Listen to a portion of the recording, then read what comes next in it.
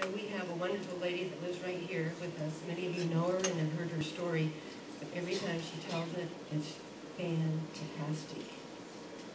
We love you, Lika.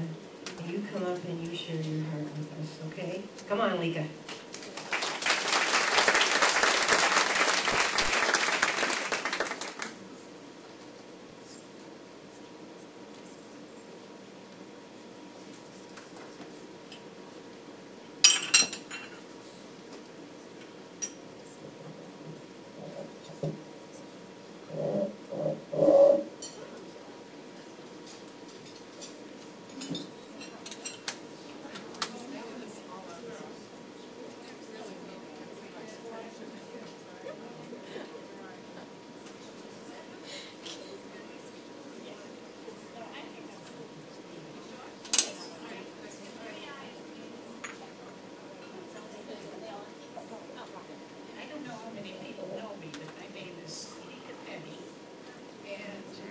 That's not going to work.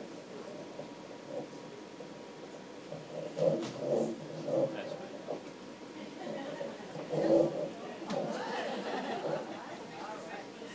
Okay. Is this better? You can hear me going. Yes, okay. So, the reason that I'm here, though, is to share with you what the Lord has done in my life. It's His testimony, not even mine, because He brought me through a lot of things. And one of the things that I like to share is a song that we can all sing. This is just such a musical time here. And this is the song that, if you know the song, please sing it with me. I'm not really a soloist, so I would appreciate that. And it is, "We Love You, Lord."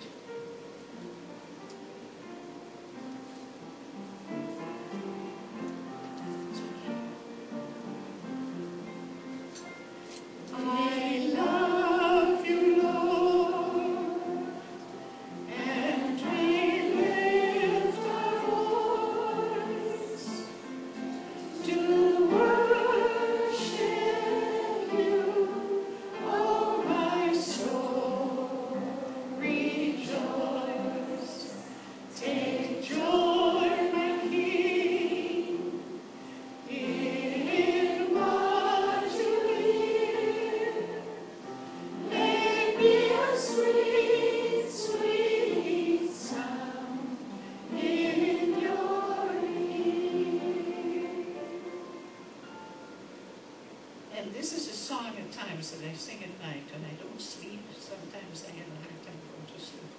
And this is one of the songs that I just don't sing it out loud because somebody would have me arrested, but I just do it very quietly, just in my mind. And the reason I'm here is to share with you how the Lord helps us through real difficult times. And I was born in the beautiful, beautiful island of Java, and it's now Indonesia. It was the Dutch East Indies. And the reason I was there is my father was an officer in the Dutch army, and he married my mom, who was a very good musician. She went to the Conservatory of Music, and my father went to the academy. So they were both educated. And so they ended up going to, instead of staying in the Netherlands, they went to the Dutch East Indies, it was called. And it was like paradise there, really. If you think of a beautiful place, it was. We had the banana trees growing in our backyard, and orchids growing in our backyard, anyone that likes flowers. And it was just a very, very beautiful place to be. And I was born before the war, the Second World War. And in 1942, and of course in 1940, the war started in Holland. And then in 42, the Japanese took over the island. And islands, there were many, many islands. And we were all, at first we were all told that we couldn't stay in our homes. And my mother was given an hour to pack up and to leave her home. and we all could take a little suitcase with us. But the general wanted my mother's home because she was a very good decorator. It was a very attractive home, so she lived there.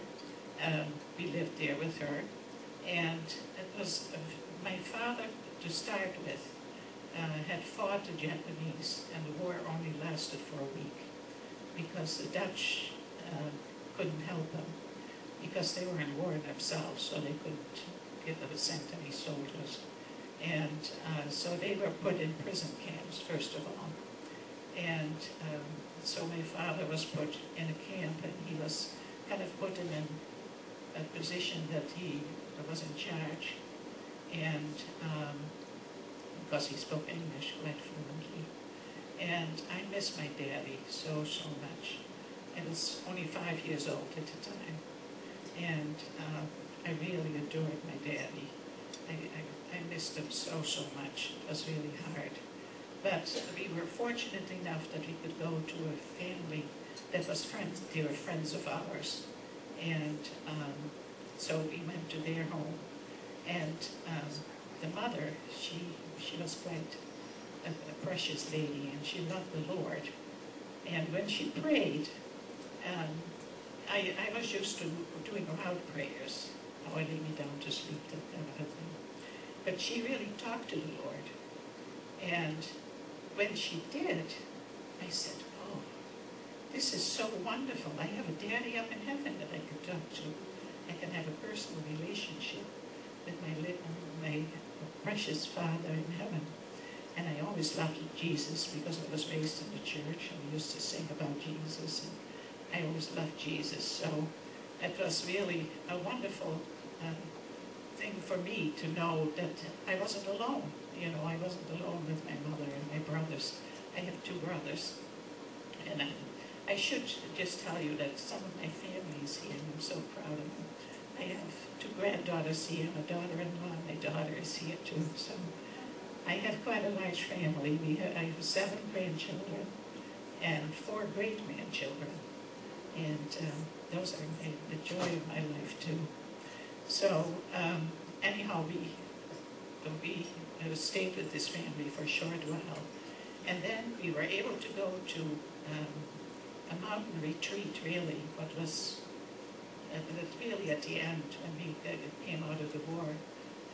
That was one of our things that saved our lives, because it was in the mountains, and it was quite hot there. You know, it was very, very warm there.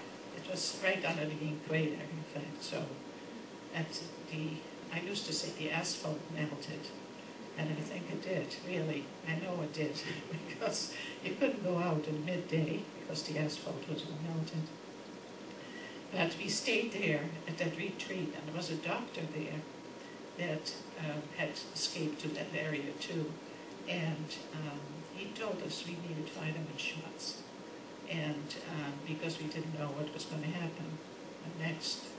So then we stayed there for about 6 months, and were really kind of strengthened by a lot of the nice sunshine and the nice air that we had up there. But then we were all put in prison camps, and they were really prison camps. You could not escape. And we were put in homes, and in these homes, there were about 3 or 4 other families there. So we had like 26 to 28 people in one home, and had a very small area for our own, for ourselves. It was like forced community living, and it's nice in some ways, but I wouldn't recommend it, because you didn't have a chance to really ever be a family on its own. We had all these people that were there with us, and some people are easy to get along with, and some people are not. So, but on the whole, though, we became like families, which was wonderful in a way, because we all learned to take care of each other's needs, and if anybody had a need, we would, try to help out and to do things for them. So the first thing that was very hard for me, the second thing really, first my daddy, and then secondly, my oldest brother, who was only 14, And the loudspeakers went around the camp and told us that all boys 13 and older had to get on the bus the next day, and they were taken to hard labor camps. And that was hard, because, you love your brothers and you love your family, and we didn't know where he was going. They didn't leave a forwarding address or anything. So we had to, my mother, though, before the war actually started, she had played the organ in her church, and she loved the Lord, and she got on her knees and asked the Lord to just protect us and guide us and keep us in His precious hand. And that's just what happened. At the end of the war, we found that out. But my mother was a very, very strong person. And so I had my younger brother with me still.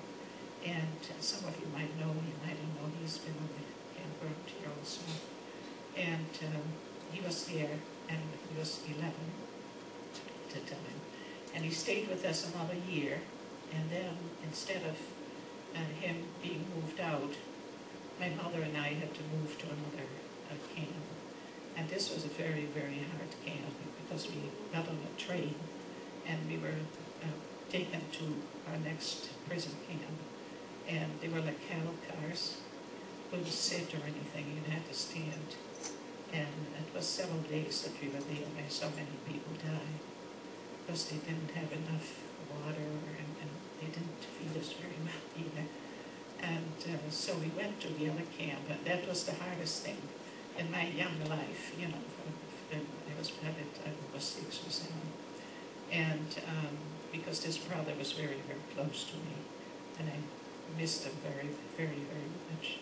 So, and he was taken to a labor camp, and he was only 11.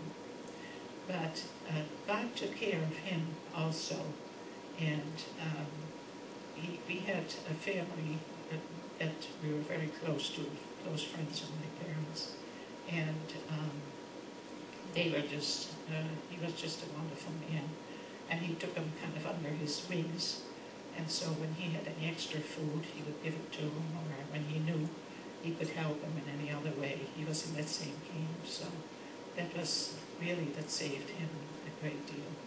But the thing that I remember the most, and this is, I have 20 minutes, I think, right?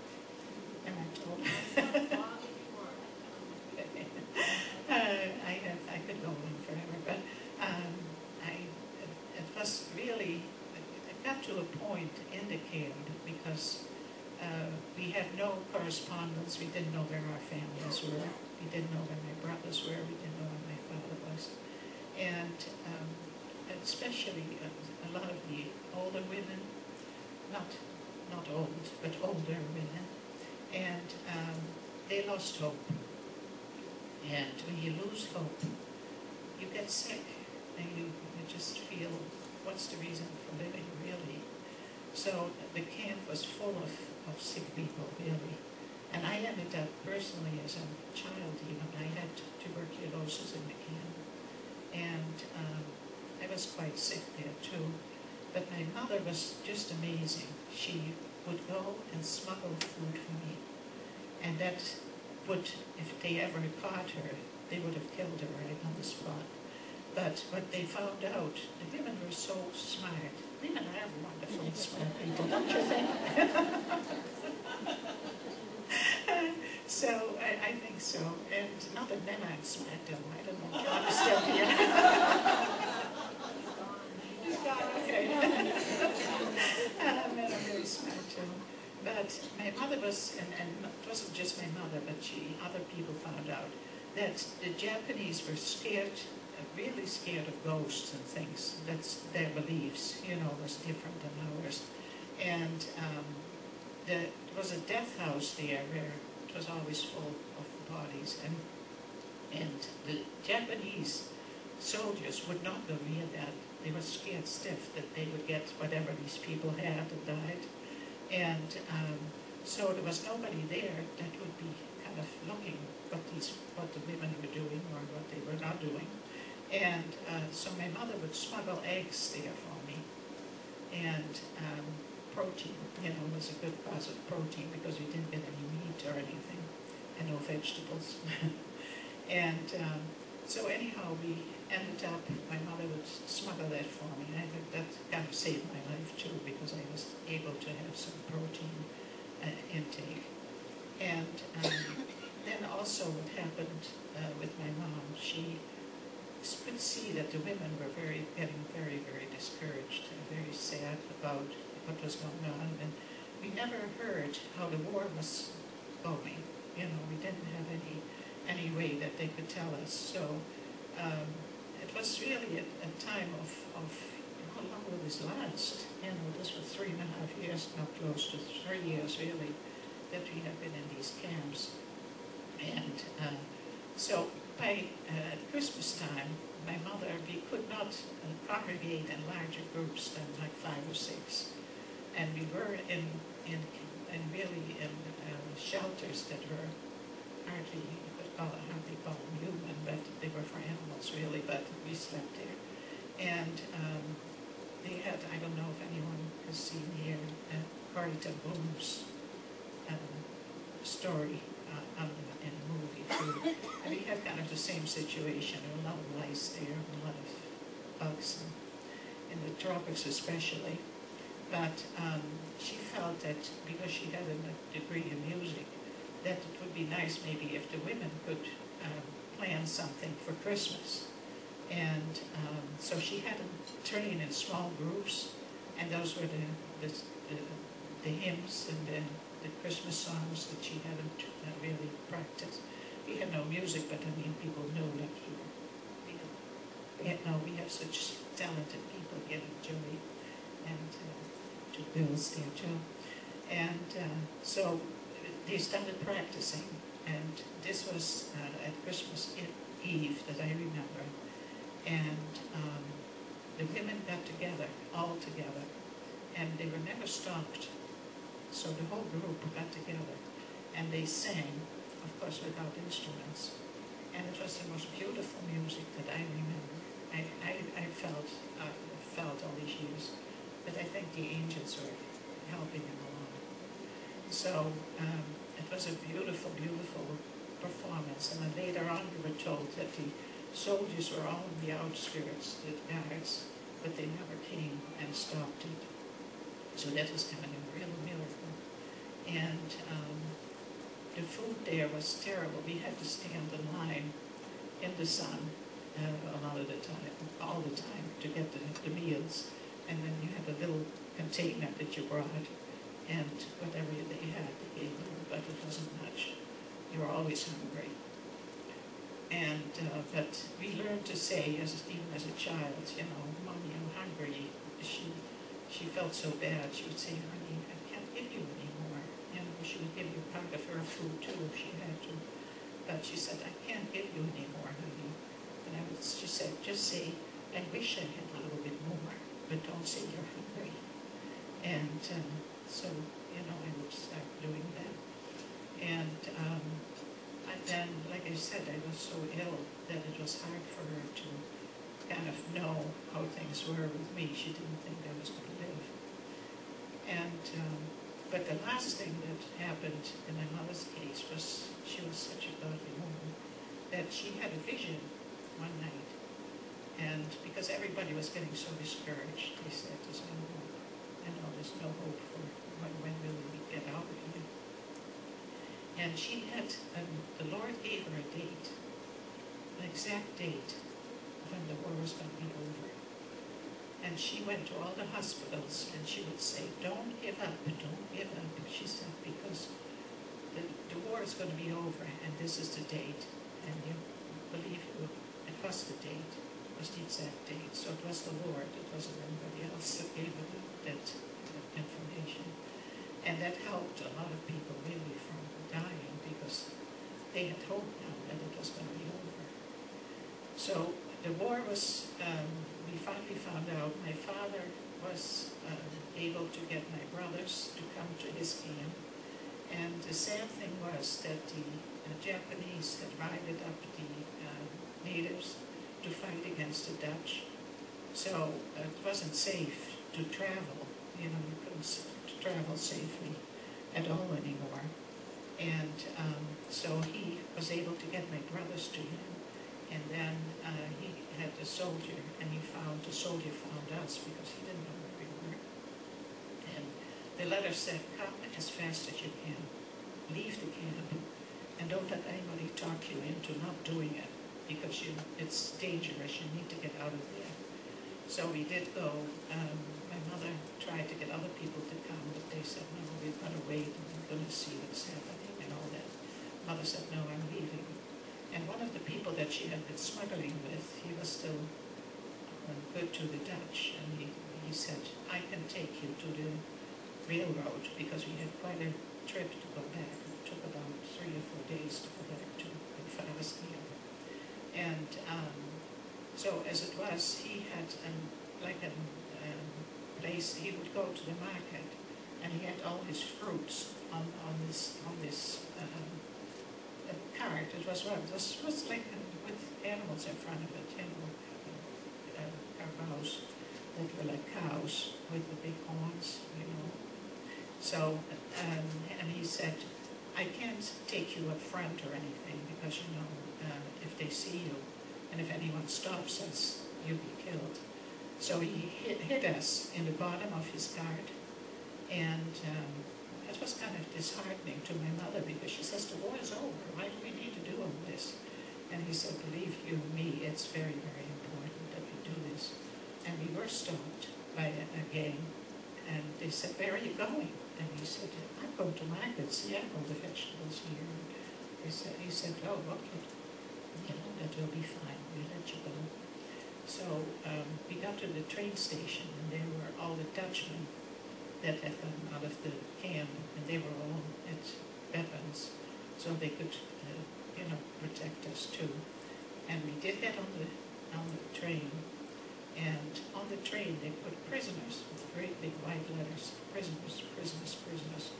And another, you know, some of the people said, you're not prisoners anymore, you know, we're free, the war's over. They said, we know what's going on. And so we made it to the other side. But the next train that left, they didn't put that on, and the people on that train all died. They were all killed.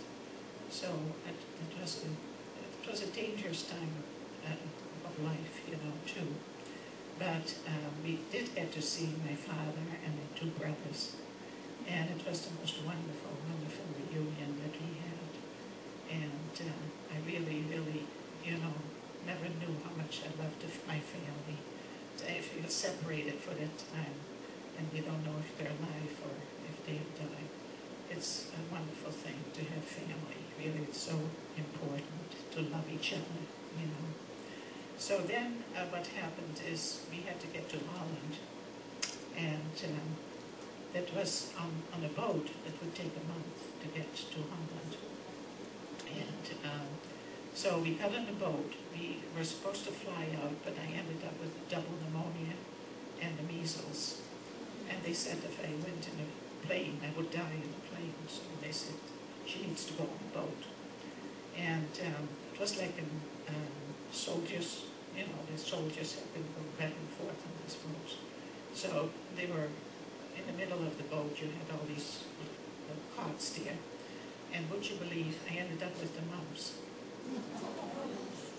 And they were halfway out, you know, they couldn't turn back and drop me off. So I ended up,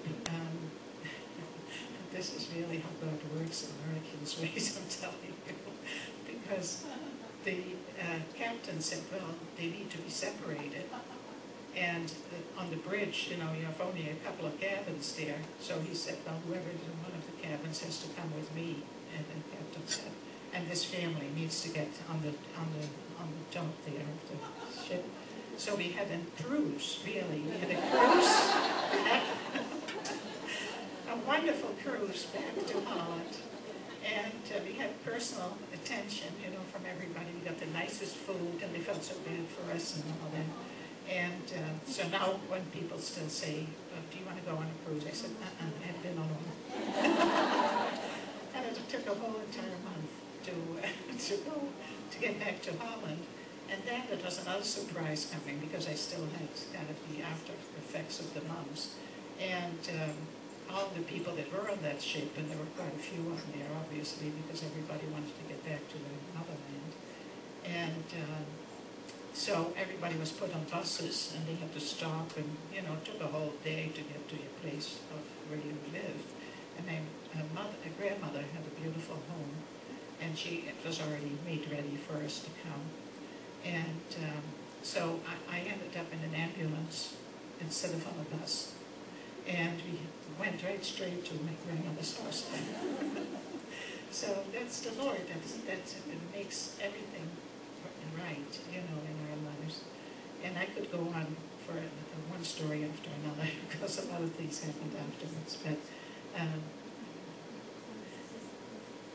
you're the boss.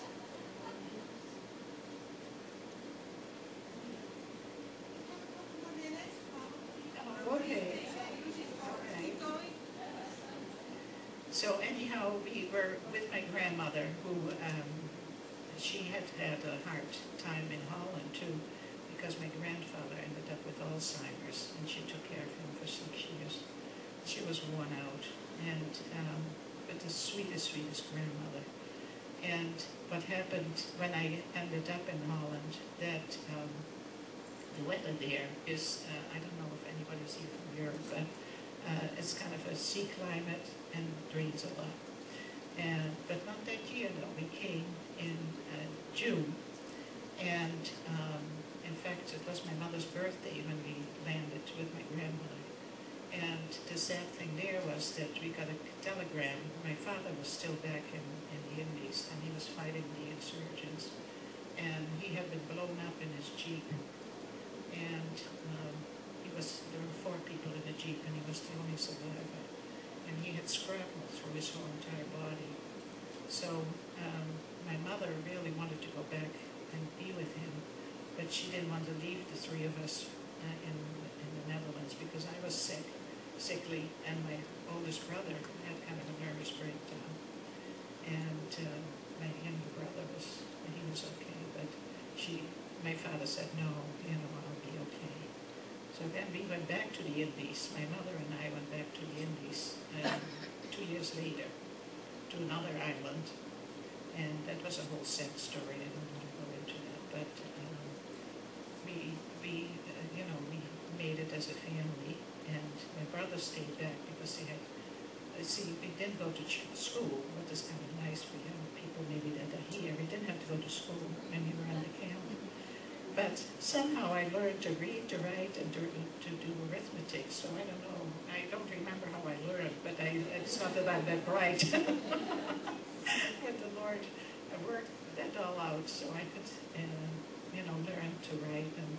But when I came back, I was 9 years old, and I had to go second grade, because I had no formal schooling. So, but you learn fast, and my brothers too, they did very well at school, but it was hard on them, really.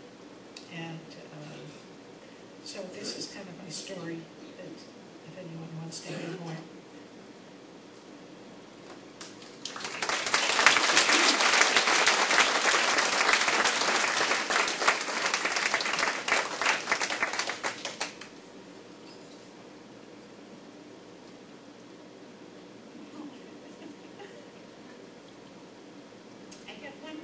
That I would love to read to you.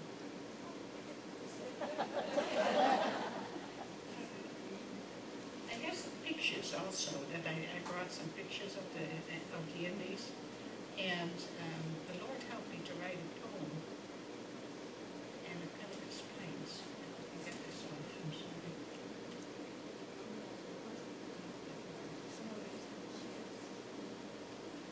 And this I wrote at a church in York, Maine.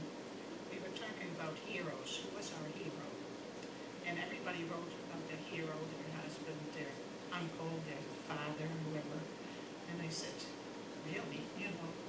They could be heroes. But I found another hero. And this is my forever hero. I met my hero when I was 5 years old. I invited him in, and he didn't say no. He became my best friend. I can talk to him day or night. He's never in a hurry, and he always listens. I know that he loves me. He was willing to die for me. That's real love. So my sins could be forgiven. He's alive today. He rose from the dead, returned to his Father and mine. He comforts me when I'm sad and enjoys it when I'm glad. He left me a beautiful book full of wisdom and advice. He walks with me and he talks with me, and he tells me I'm his own. He never leaves me or forsakes me. One day I will live with him forever. He's only a prayer away. Do you know my hero? He's Jesus, my precious Lord.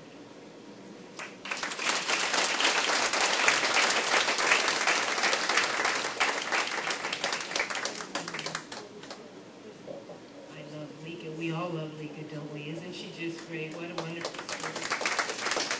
Now, I was going to have some prizes and some stuff. I'm going to keep those for next year. Okay? So, because this is just too good, we're just going to stop right here. But I did have a very special gift for Lika. Marilyn Bryant made her famous pumpkin bread. So that, and you have all these wonderful family there. And also, I went to Precious Gardens, and bless his heart, I told him we were doing, you know, the tea, and he says, I have something for you, and it's going to be yours.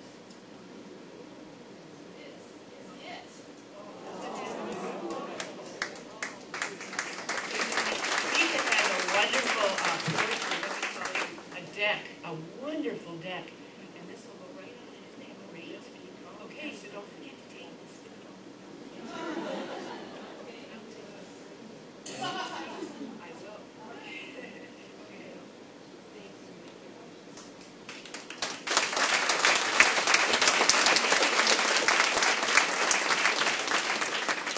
We're going to close real quickly. I did want to thank all of the people that work so hard. You know, something like this just doesn't happen. There's a lot of work that goes into it, and I appreciate everybody. I didn't mention Brenda. She's my forever friend, and she just works her tail off for me. Okay, Donna is going to do our closing prayer, and then I just have one announcement after that, okay? You want me?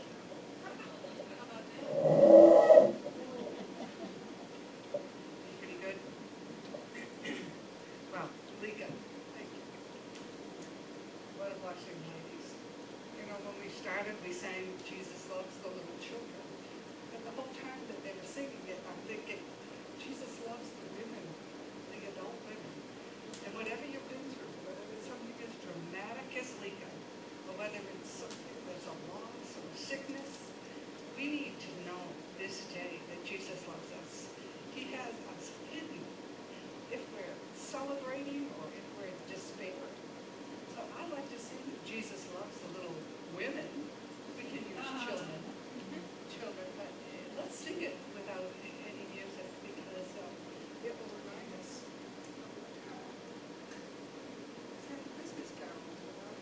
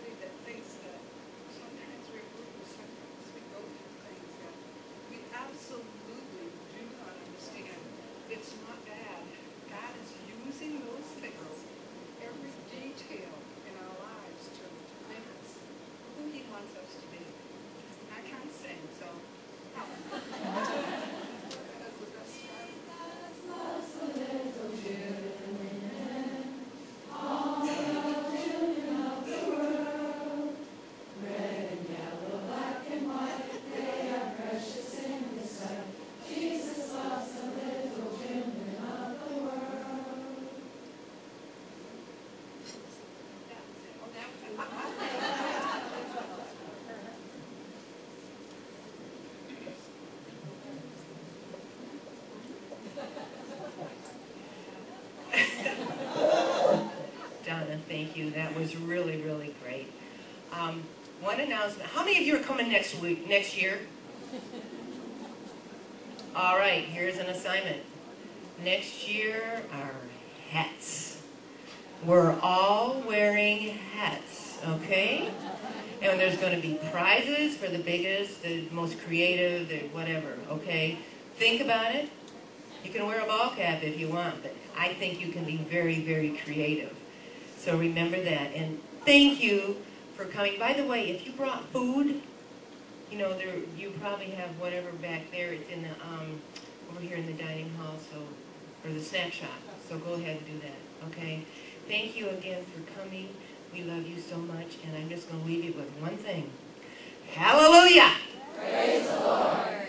Thank you. Bye-bye.